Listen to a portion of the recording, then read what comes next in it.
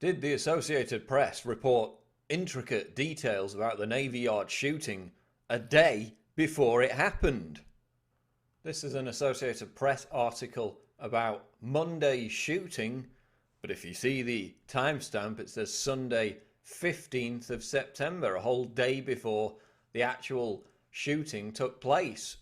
And here we have ABC News again reposting an AP story about the shooting on Monday, but the timestamp says September 15th, which was the Sunday, the day before the shooting actually happened.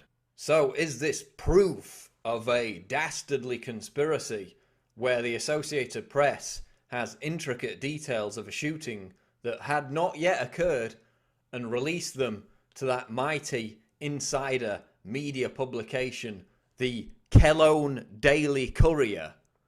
Or is the explanation simply that the timestamp on the article is inaccurate, is incorrect? Well, let's take the ABC News post, for example, which was a repost with an article and a video originally out of AP, September 15th, which was the Sunday the day before. Well, if you go up to the top of the page and see the URL, it's actually, the original URL was a story about a fire in northeast Ohio which killed children. So what ABC News have done is simply upload the story about the Navy Yard shooting over this original URL. And then if you go and search for this original story about the fire in northeast Ohio, it's an Associated Press article from September 15th, which is when the incident happened on Sunday morning. So this ABC News piece originally was about the northeast Ohio fire. You can see that by the URL, which I've just shown you. That's why it says September 15th, not because they had advance word of every single intricate detail, including video footage that actually took place on Monday, and then for some unexplained reason released it a day early as part of some giant conspiracy. The real explanation is actually very mundane indeed. Yet again and again after major events, we see the hardcore conspiracy crowd focus on disinfo rabbit holes that are easily disproven, making serious researchers of actual government cover-ups and corruption look ridiculous. It allows the mainstream media to demonize everybody, lump them in together as, tinfoil hat wearing kooks, because a lot of the attention is focused on these absolute non-issues. I mean, this video about this complete non-story, which is easily debunked, has already got 26,000 views just since yesterday. And I can imagine my email inbox is flooded with this non-story. So I can imagine that's just the tip of the iceberg. So while the attention for thousands of people is focused on this non-story, actual real questions about real issues such as, was the gunman on antidepressant medication, as I highlighted in my article this morning, proven link to mass shootings? In 90% of school shootings, there's a link between SSRI drugs and massacres. Yet nobody's talking about that in many circles. They're talking about some ridiculous thing about the AP reporting the shooting the day before it happened, which is actually a timestamp error, as I just showed you. People are not talking about, his obsession with video games, what role that had to play in the shooting. They're not talking about the White House spokesman Carney now saying that Obama is set to implement executive actions on gun control as a result of this incident, even though gun homicides since 1993 are down by 49%. People are not talking about that.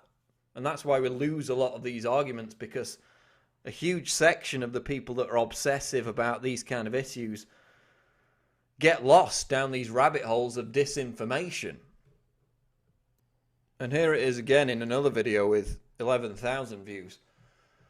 They claim that because this Google link, this Google search that comes up as the CNN breaking news video URL, because it contains details of the Navy Yard shooting in the description there, yet says 3 days ago that is somehow damning evidence that CNN got word that a shooting was going to happen 3 days beforehand and somehow accidentally released it on the internet. Well, go and search CNN video right now. It will say 3 days ago. This is a Google cache. The 3 days ago is the title description for the URL. That's when it was last updated. Yet this text is updated constantly. And I'll show you what I mean. Okay, so I just did a search for CNN video. Lo and behold, 3 days ago. It always says 3 days ago for that particular search. Try it for yourself. It's a timestamp issue. The 3 days ago has not been updated. It's not evidence that they planned the shooting 3 days in advance and somehow, for an unexplained reason, which nobody seems to know about, then released it on the internet only for conspiracy theorists to know about. Let's focus on the real issues. The SSRI drugs and their link with every mass shooting. We know that Aaron Alexis was having treatment for post-traumatic stress disorder. The most common drug prescribed for that, of course, is a form of SSRI, paroxetine, which is also listed by the Institute for Safe Medication Practices as number 3 on the top 10 list of SSRI drugs that are likely to cause violent outbursts. That's a major issue that the media never wants to talk about because they want to focus all the propaganda on gun control, even though gun homicides in the United States are down by 49% since 1993. So this is what we need to look at. We also need to ask questions about whether the fact that Aaron Alexis played Call of Duty for 16 hours a day has anything to do with his deadly rampage. Now, I know that many people see video games now as a kind of religion, and to dare question them and even suggest that they might have any link to violence is an insult to many people, and I'll get a lot of crap in the comments merely for saying that. But it's a question that needs to be asked, just as the link to SSRI drugs needs to be highlighted. Now, I'm not saying that we should automatically dismiss questions about the official narrative about anything. We know that government lies habitually, and certainly with the Boston bombings, there were many, many legitimate questions about that incident which still continue to be asked. But let's ask the right questions. You know, original reports of multiple shooters. That's normally the case. People say there's confusion with breaking news. It always ends up being a lone gunman. That's a question worthy of asking. You know, why was the Washington Post reporting quite insistent that there were 3 shooters and that eventually turned out to be a lone gunman? It's an important question. But I think the danger that I see developing is, you know, we've got an army of people out there who will blithely, unquestionably accept the official narrative as truth gospel from the mainstream media. They won't question it. But then on the flip side, there are a hardcore minority of people who will unquestionably accept every single conspiracy theory about an event without even thinking about it for 30 seconds. I mean, this is so obviously a timestamp error issue. Either you believe that it was a timestamp error, or you believe that the Kellogg Journal was handed intricate details about a shooting that would happen the next day by the Associated Press and made the mistake of putting the wrong date on the article. You know, if this came out the day before by mistake, everybody would be saying, why are you reporting there's a shooting at the Washington Navy Yard when nothing's happened? Again, that's another point that debunks it.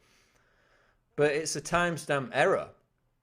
So we've got an army of people who believe everything the mainstream says, then we've got an army of people who believe everything that conspiracy theorists say. Whereas the truth often lies somewhere in the middle. So let's concentrate on the important issues, the genuine questions that need to be asked about these kind of incidents. Gun control, of course, they're linked to SSRI drugs, potential link to video games. Those are all meat and potatoes issues that we can really get our teeth into. This isn't. This is easily debunked, yet people spend hours and hours obsessing about it, even though it's very easily explained. And then the establishment later uses it to demonize anybody who asks questions about these kind of events by saying, well, you believe this, that's patently ridiculous, therefore any other questions you have that disagree with the official narrative are obviously bogus. So again, let's concentrate on the real issues. Don't believe what I say, don't believe what the mainstream media says, don't believe what conspiracy theorists, this form of them, say about, timestamps and crisis actors. Question everything means question everything. Don't just question the establishment, question the so-called conspiracy theories. And try and focus on the real issues. This is Paul Joseph Watson reporting for Infowars.com.